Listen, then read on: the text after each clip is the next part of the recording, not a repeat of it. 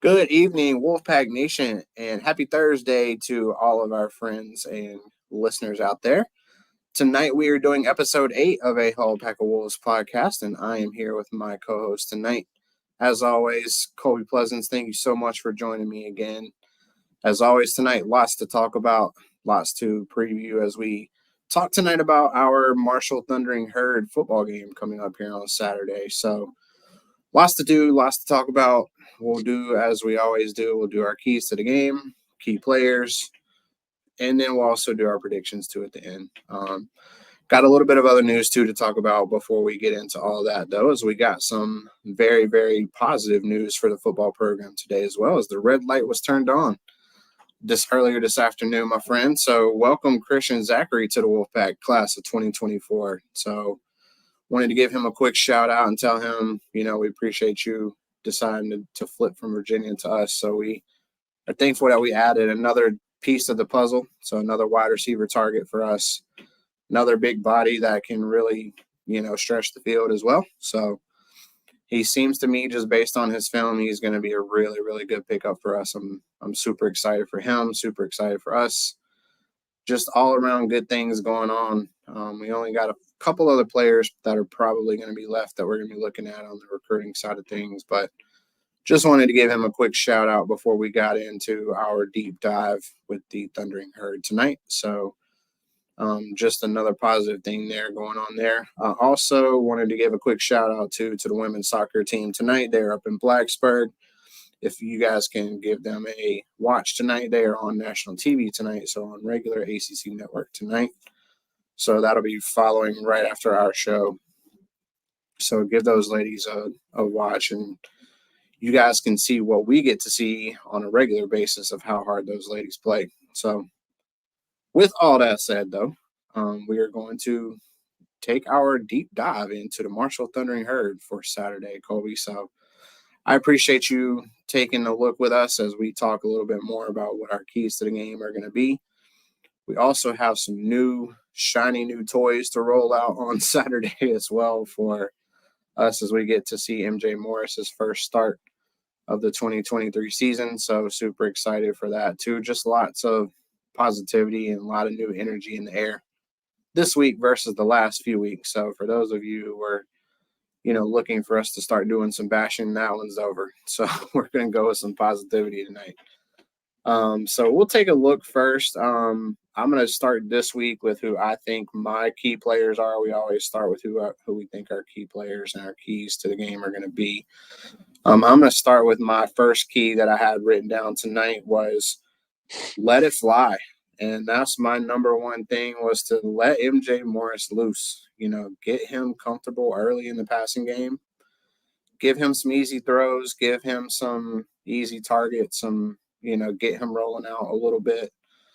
And let's see what we actually have with him this week. I mean, I think we can probably safely win this game, if the running game struggles or if the passing game struggles. But the number one thing we've noticed over the last few weeks is our passing game has just really struggled. And so that was my number one key I wanted to stress out this week, was just to let it fly and let him make some plays with his arm this week. We've talked about how Brennan's been such a really good tool in the running game, but our passing game just been struggling a little bit. So I wanted to just make sure that we talked a little bit about that. And then my second key was going to be control the running game, win the line of scrimmage on the defensive line up front. So Marshall is a really, really run-heavy team. Their running back is really, really good. He's got 9 rushing touchdowns, 475 yards rushing. So they seem to really lean on that. And ultimately for us, that's going to be a strength for NC State too, is shutting down the run anyway. So I think their game plan is going to be to try to start out running the football. And I think that's going to play right into our hands, which I think our defense is going to be able to kind of get that under control. And then I think Aiden White and Shaheem Battle are going to have big games this week as well, as they try to shut down those receivers. Their leading receiver only has 187 yards, and it's their tight end. So you just got to do a good job up front, win the line of scrimmage. That was my key number 2. And then key number 3 is don't beat yourself. the last few weeks we have really noticed the turnovers have really gotten out of control. We had 3 last week.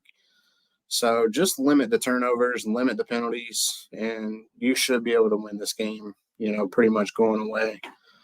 But those were the 3 things that I had written down. Those were the things that I wanted to touch base on. But I'll turn it over to you and let you talk and see what you think are going to be our keys to the game tonight. Yeah. Going into the season, I really felt this game was probably one of those that would be tough. The last couple times we played Marshall, it's always tough at the beginning, but we usually pull away by several scores. Yep. It is what it is. I mean, it's a tough. They're a tough non-conference opponent, So it's we play one of those kind of teams, like Marshall every year. A tough non-conference like them. There's not much that I could say about them. I mean, they have a quarterback who only has thrown for 4 passing TDs with 4 interceptions. I mean, he's turnover prone, and he hasn't looked that great. But we said offline that he is a real, true dual threat quarterback. So he can beat you with his legs and beat you through the air.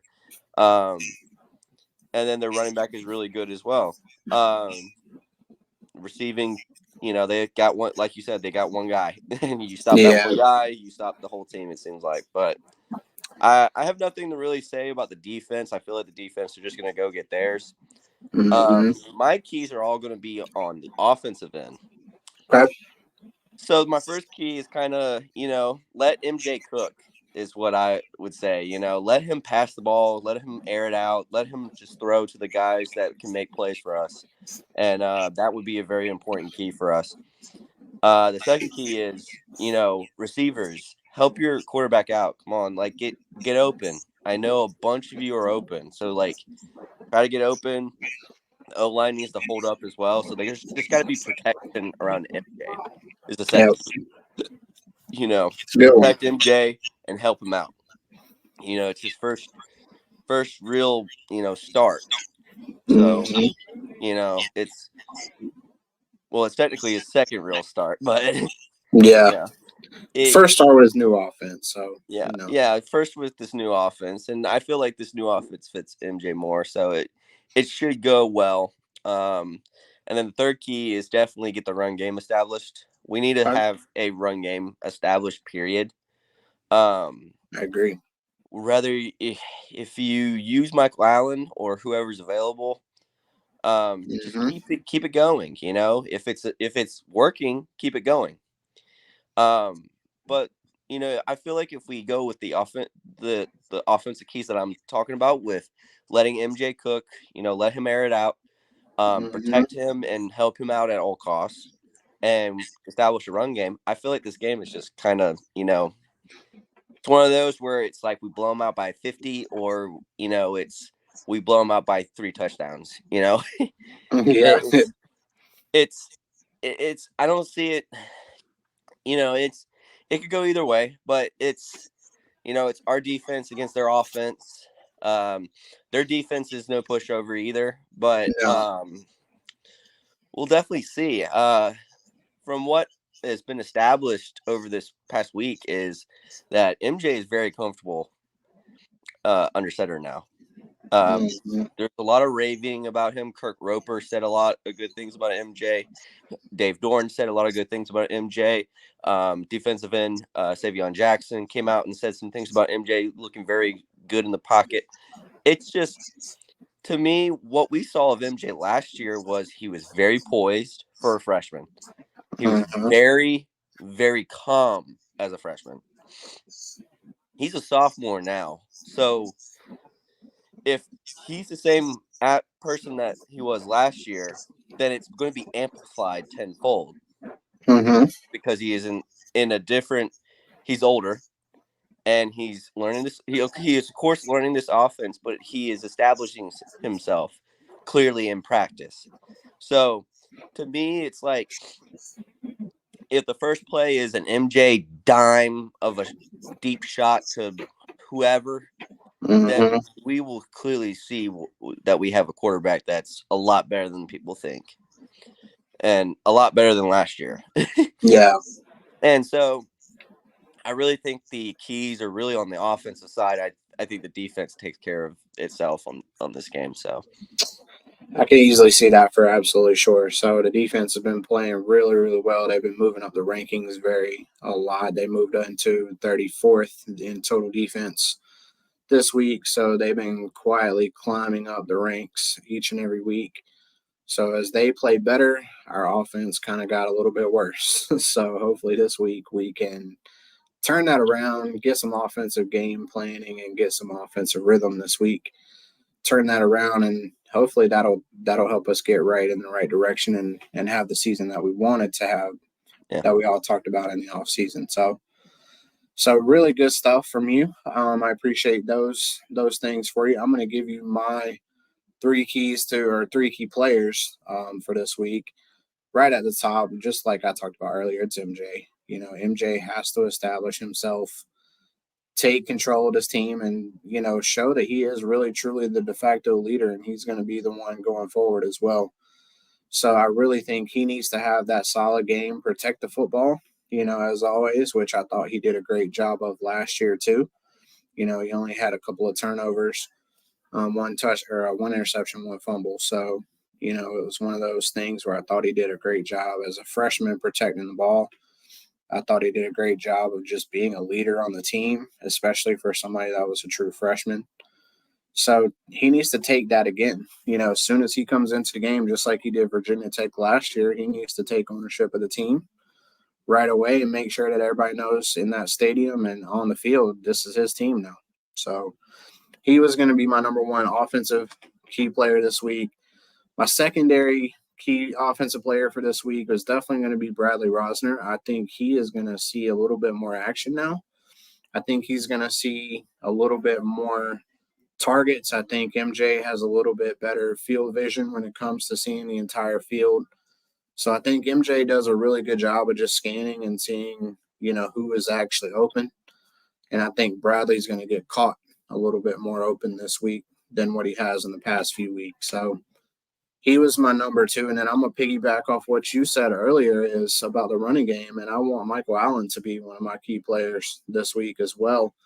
When I went back and watched some film from last week, especially the Boston College game from last year and even the Wake Forest game, like Michael Allen seemed to have a little bit more juice in him whenever we had MJ running, the plays and the running offense. So we're not going to have as much of a quarterback running game. So I really do think that's going to open up the Michael Allen situation, get him some more carries for this week. So he was the third person I thought was going to be my offensive key for this week, was to try to make sure if those three guys have a good game, that takes you to all three levels, quarterback, running back, wide out. So if those three guys have a great week, we're going to have a great week too. So I'll let you talk about who do you think are going to be your offensive key players for this week? offensive key players. Well, of course, MJ. I mean, MJ was going to Yep. be mine. I'm repping him still. Love it. I really feel like he is going to be he's the one that orchestrates all this, and Mm-hmm. he's going to need to basically enhance this offense and see if we can get something more like just there that it just comes to you. It was more something that's just explosive, like Robert and I has said several times. And I want to see that explosive. I really think MJ is going to make this offense very good and very explosive. We just got to see it. We just got to see it Mm-hmm. and see how it goes. I think he'll be fine. I mean, from what, like I said, everybody's saying that he's so poised in the pocket. He's so just confidence is just all around him. So I just feel like he's just one of those key players that needs to be there, and Mm-hmm. I feel like he definitely will be. For sure. Another kind of thing that I would have to say I would look at as another key player. It's more of a position group. Mm-hmm. That is the offensive line. Okay. We need to establish a running game. It doesn't Hmm. matter who's the running back. It could be Michael Allen or whoever. The offensive line needs to hold up the running game. Agree. And that's important. That's tremendously important that we establish that running game and continue that running game moving forward. Hmm. There's just a lot going on. Yep. And the offensive line just needs to be there. Garrett Tujay needs to get in those boys' ears and really just get them together. One thing that does help is we got our leader on the offensive line back in Dylan McMahon. And Yep. I can tell you right now, the offensive line looks so much better when he's out there at center. So I agree. it's a good thing that we got him back, but we definitely need to see some improvement with the offensive line. The penalties Hmm. cannot happen. That will be something I will be so angry with if we cause a lot more penalties than we did last week. Yeah. And the final key player is Trent Penix. Okay. We say that the tight ends don't get utilized in this offense, and they haven't been utilized in this offense at all. And a lot of people were saying that Trent Penix was going to be the secret weapon and all that. He's a converted running back into Hmm. a tight end. Um, you know, I see him having a good game because MJ likes him. He MJ does. likes Penix. MJ likes Penix and Lassane and Terrell Hmm. Simmons. And I just think this screams a Penix game to me. Okay. And I just see him having a big factor in this game. And Okay. those really are the three keys of my game is MJ going off, our offensive line holding up and using the run game. I'm not worried with the offensive line in the pass game because they've been effective, but the run They game have. needs to be there with the offensive line, and then Trent Penix needs to be effective because I just feel like he's just a mismatch for a lot of teams. I completely agree on that too. I mean, you can go back and watch the film too from last year, and you can see that MJ likes to, from what I could tell, MJ likes to find the guys that are open. So Yeah, whoever's going to be open is going to be the one that is going to have a good day, whether it's Casey or whether it's Trent or whether it's Bradley or Keon or Terrell, whoever it is. MJ to me, from what I could tell from watching the three games, he just has such a quick vision. He has field vision, and he's able to scan through his progressions really, really quickly and then make that quick decision to see who he wants to go to. And sometimes he's going to miss, the open receiver. Sometimes it's going to go to the wrong read, but that quick, decisive decision making is what's going to get him the attention this week because we just haven't had that in the passing game. It's either been one read and run or hold the football too long and then we don't get anything. So yeah. I think MJ's ability to make throws into tighter windows is what I will say is going to help him. He just seems to be able to have that confidence in himself that, hey, I can get this ball where it needs to be at on time and accurately. So Mm-hmm. that I think is just going to be a big time difference from what we have seen the last few weeks is you're going to see that lack of indecisive play this week. MJ is just a very decisive quarterback. He's confident in himself and confident in his teammates, and he feels like he can make any throw. So, and I think he does have a little bit better arm. So, that is going to be the thing that we focus in on this week for sure. So I appreciate your thoughts on that. I'm going to make mine fairly quick and easy on the defensive side because I'm going three players all up front. So when the line of scrimmage for me, Savion is my key, Clark is my key, and Davin Van is my key. So if you win that battle up front, I think we're going to be able to, sustain ourselves defensively and control their running game well enough to keep them off the field too. So those were my threes. I made it easy this week because I really just think from what I could tell and from what I looked at on film, their running game is really their strength. So I just felt like, we win that line of scrimmage, we're going to win that game. So I made it easy for you for this week, Yeah. but I'm going to let you talk about who you think is going to be our defensive key players this week. I had to say mine were more. It's like a position group, and I would have to say the D Mm-hmm. line is the definitely a key for me. Mm-hmm. Peyton Wilson needs to be a key as well. Let Peyton cook. Let him just do his thing. Mm-hmm. Tackle everybody, sack everybody, intercept fools. It's just let Peyton cook. And then Yep. the second thing would probably be not really on the defensive side, but it's on the special teams. Okay. Julian Gray needs to be strictly the punt returner and kick returner. I Okay. love I love Jalen Coit, but I just think Julian Gray has so much of an explosive punt return and kick return game, and I just think he needs to get involved with that. And I I feel can like we I we, can we could agree get with that.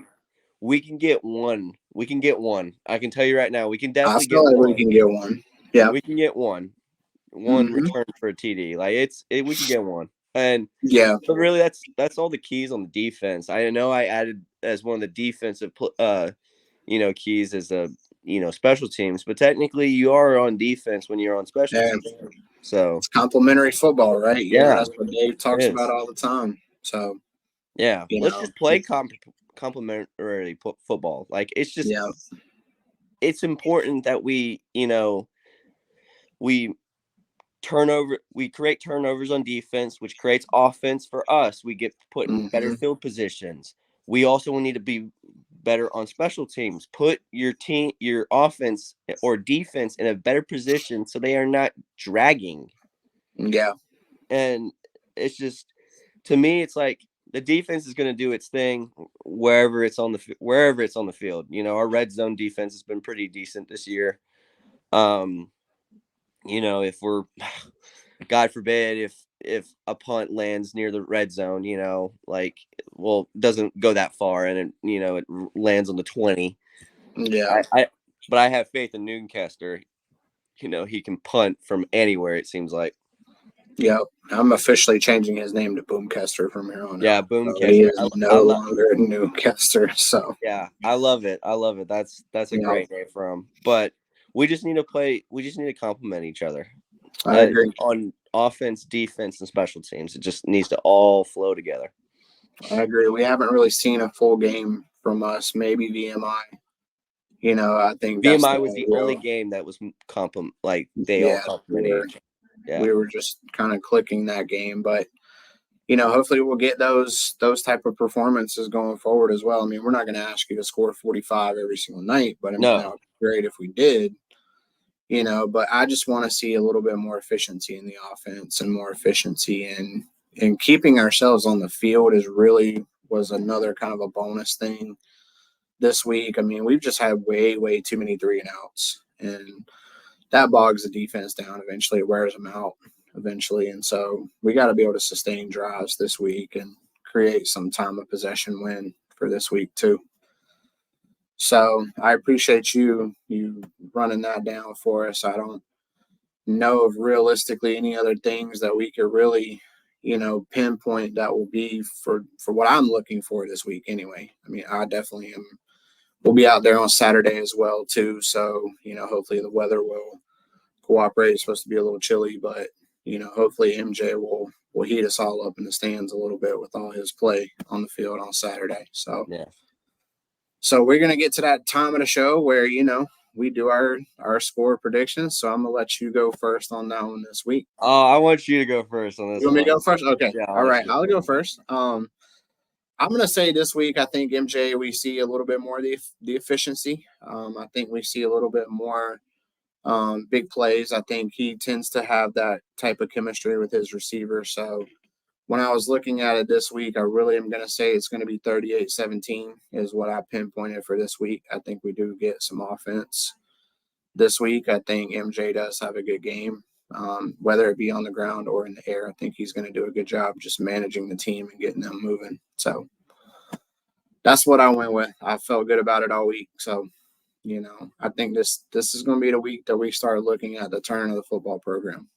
Yeah, yours was really close to mine. I have two, of course, Mm-hmm. but mine was 38-14. Okay. And then it was switched for the other one that I really feel like it's kind of going to be this more score is 41-17. Okay. Yeah, the spread's pretty, obviously it came out low just because they were still anticipating Brennan being the starting quarterback. I Yeah. mean, most of these spreads come out on Saturday and Sunday. So the line moved a little bit this week, but I think Vegas is still on the same train that a lot of NC State fans are on, which is the prove it to me. So, but Yeah. I think we are going to prove it this week. I think we do cover this week, and I think we're going to end up having a really, really solid offense.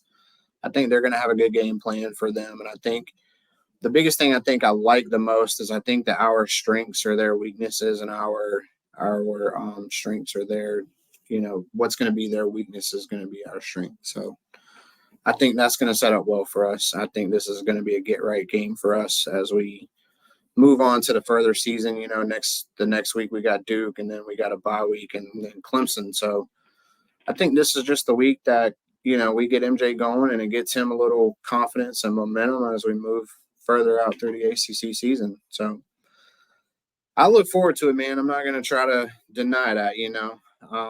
We were really excited when we went to the Notre Dame game. I was super hyped up about that one, and then the next two games happened, and I was like, all right, yeah, this season kind of it's going a Yeah. different direction right now. Yeah. But MJ got me back on the love train. So this week's been a great week. It's been a really good feeling, and I think the same can be said about the team itself. I think they're feeling a different feeling. Yeah. So I expect us to really come out and play well. I mean, this is really the first time that I really do expect for us to have a really good game. So Yeah, I agree.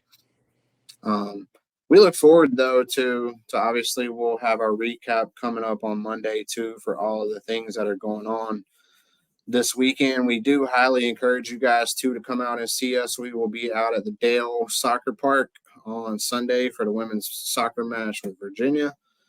So the women's volleyball team is on the road this week against Miami and Florida State. So make sure you guys are tuning in for those as well. We got a lot going on in the world of Wolfpack athletics, so it's fun. It's exciting for us. We've got another really awesome official announcement for us too, is that we are excited to announce that we will also be officially covering the Wolfpack softball team and volleyball team as well going forward. So super excited about that. Was really, really excited to touch bases with the softball administration and their operations staff, and also with the volleyball team too. So we look forward to giving you guys the inside on that too. So stay tuned for us on Monday nights as we recap the whole week that was in NC State athletics. We'll have, obviously we'll have player breakdowns and coach breakdowns, coach interviews from the post game for all those sports too. So tune in, make sure you give us a watch, and we'll start getting these videos out for you guys too. So hopefully you'll get a little bit better understanding of what we get to see each and every week.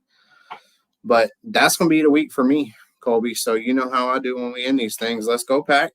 I'm always going to say it's him J time, not MJ time. It's going to be him J time. He's going to cook on Saturday.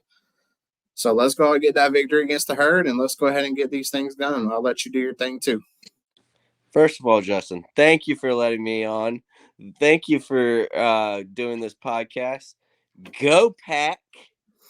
If you can see the wolf, go Pack. Let's do that. Yeah. Beat the Herd, and it's the Him J era. Ooh! I love it. Let's go, Pack, baby.